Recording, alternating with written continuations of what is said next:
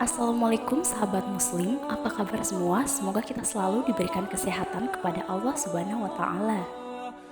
Jadi, pada kesempatan yang berbahagia ini, saya akan menjelaskan secara rinci tahapan manusia setelah hancurnya seluruh alam semesta. Tentunya, kita semua penasaran kan akan hal itu? Kemanakah kita setelah hancurnya seluruh alam semesta ini? Simak penjelasan berikut.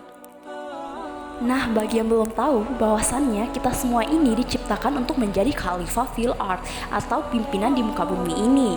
Oleh karenanya, sudah selayaknya manusia memperbagus amal, kebijakan, dan berusaha menjadi yang terbaik serta bermanfaat bagi orang lain.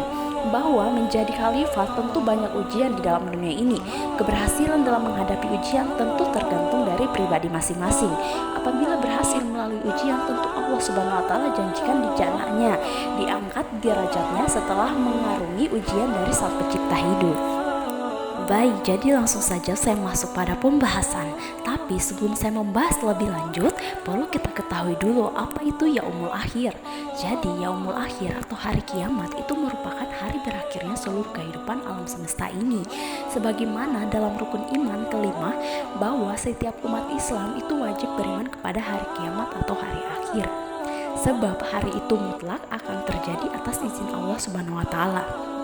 Dan itu sudah terkandung dalam Quran Surat Al-Ahzab ayat 63 yang artinya manusia bertanya kepadamu tentang berbangkit.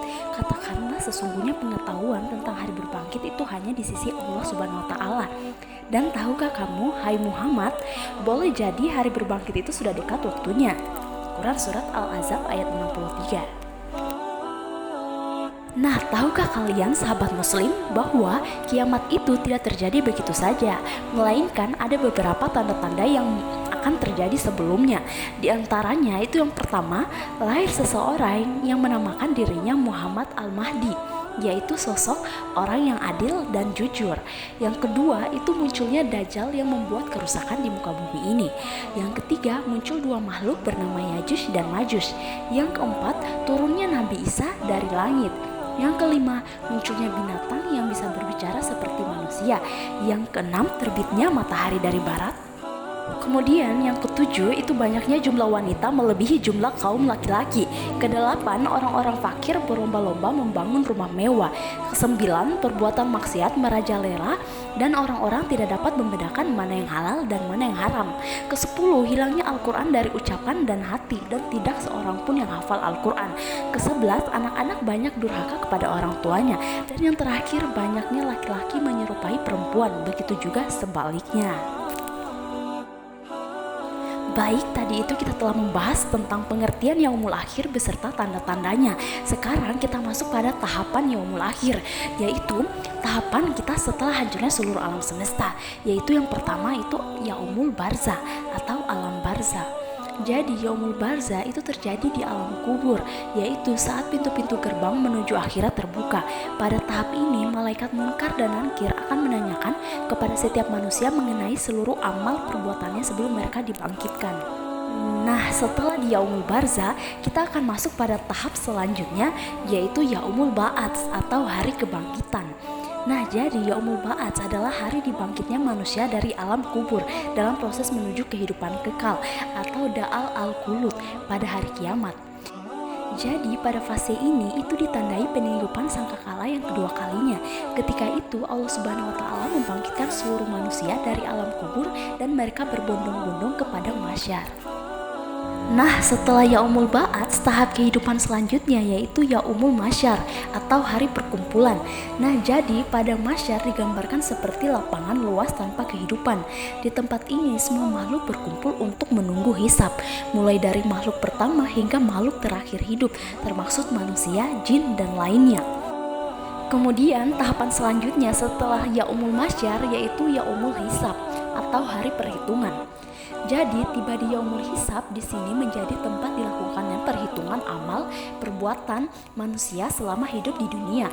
Sekecil apapun perbuatan yang pernah dilakukan manusia, baik itu amal kebaikan atau keburukan, semuanya akan diperhitungkan secara adil. Lanjut tahap kehidupan selanjutnya setelah yaumul hisab yaitu yaumul mizan atau hari penimbangan. Jadi setelah dihitung secara adil, amal perbuatan tersebut akan ditimbang apakah lebih berat amal kebaikan atau keburukan.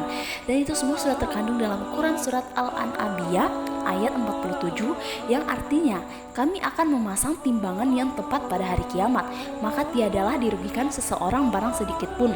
Dan jika amalan itu hanya seberat biji sawi pun, pasti kami akan mendatangkan pahalanya, dan cukuplah kami sebagai pembuat perhitungan. Lanjut, kita berpindah pada tahap kehidupan selanjutnya, yaitu Yaumul Syirat atau hari melewati jembatan. Jadi syirat adalah titian yang akan dilalui oleh seluruh umat manusia untuk menuju tempat yang telah ditetapkan Allah Subhanahu wa taala.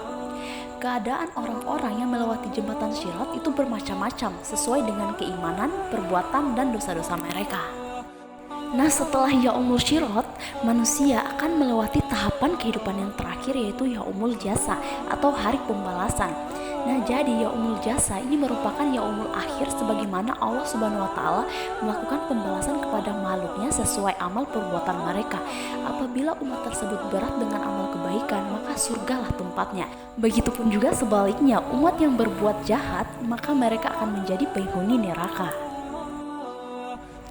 Baik sahabat muslim, jadi itu dia penjelasan singkat mengenai tahapan yaumul akhir. Semoga apa yang saya sampaikan dapat bermanfaat bagi kita semua. Dan terima kasih juga buat kalian yang sudah nonton dan juga mendengar.